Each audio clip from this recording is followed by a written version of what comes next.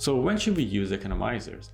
If you design HVAC system, you need to correctly answer this question because economizers not only save energy, but also they are a code requirement. In this video, I'm going to focus mainly on the requirements as listed in the IECC. So let's get to it. In IECC, economizers are needed based on the type of cooling system, its cooling capacity, project climate zone, and the type of building that the cooling system serves. This code defines three conditions when economizers are needed. The first condition is when we have a chilled water cooling system. For this type of system, we can use water-side economizers. This table in IECC shows when you need economizers for chilled water systems. Before using this table, you need to determine whether you want to have water-cooled chiller or air-cooled chiller.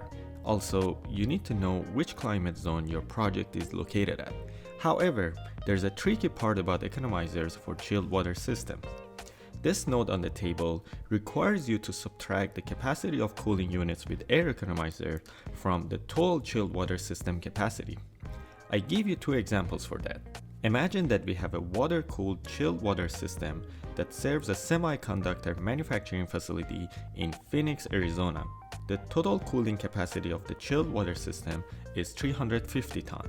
Two large components of this system are 250-ton air handlers, and each air handler has its own air economizer. Now here's the question, do we need chilled water economizer for this system? Since two air handlers are provided with air economizers, we need to subtract their cooling capacity from the total chilled water capacity, which leaves us with only 50 tons. Now, we have to see whether we need economizer for a 50-ton chilled water system or not. To do that, we have to find the climate zone of this project. Phoenix is located in Maricopa County, and per IECC, Maricopa County is in climate zone 2B. So based on this table, economizer is needed only if the chilled water capacity is less than 80 tons. In this example, the capacity of the chilled water system that does not have air economizer is only 50 tons, which is less than the 80 tons shown on the table. So chilled water economizer is not needed for this facility.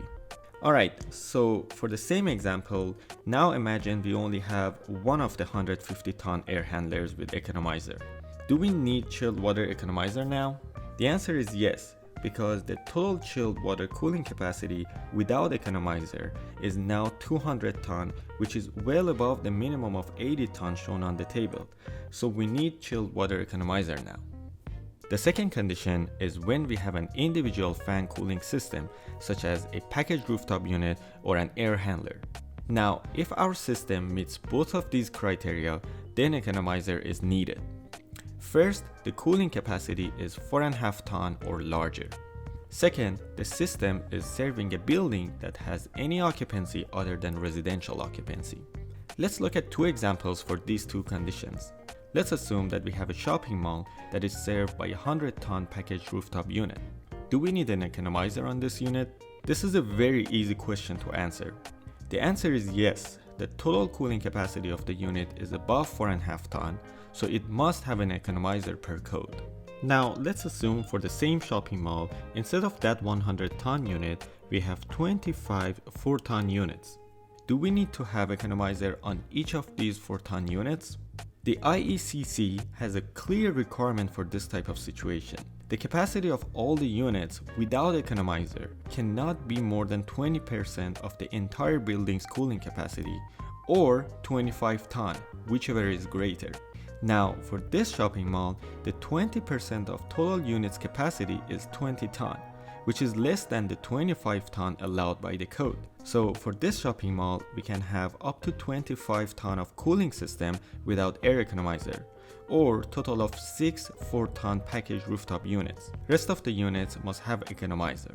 The third condition is very similar to the second condition.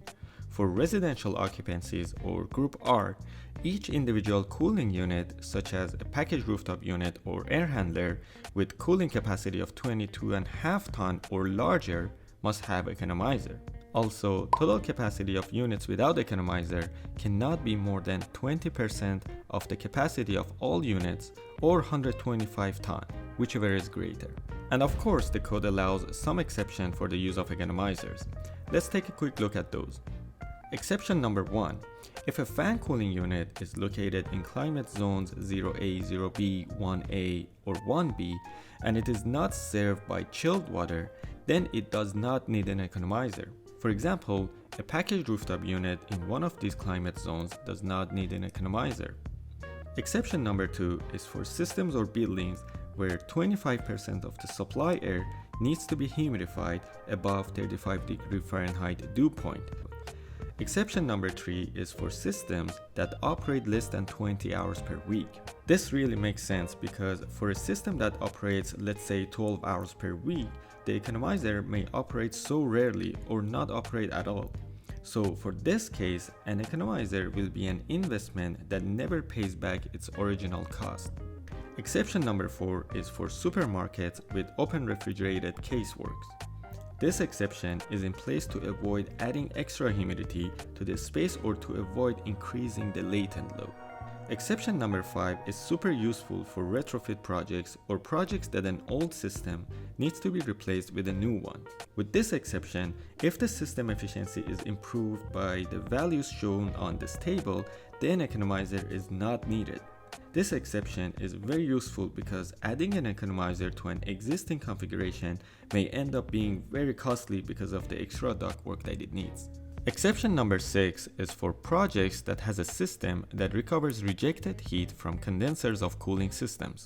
IECC has very specific requirements for this feature, and if your system meets all of those requirements, then you don't need economizer. The last exception, but not the least one. This exception is actually one of the most common exceptions that you see HVAC engineers use. According to this one, if you have a VRF system with a dedicated outside air unit, you don't need economizer. The reason is very simple.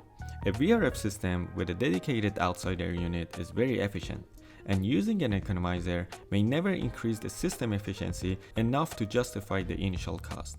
Thank you so much for watching this video. If you like this video, please hit the like button down below, and also don't forget to subscribe to AEC Learn channel.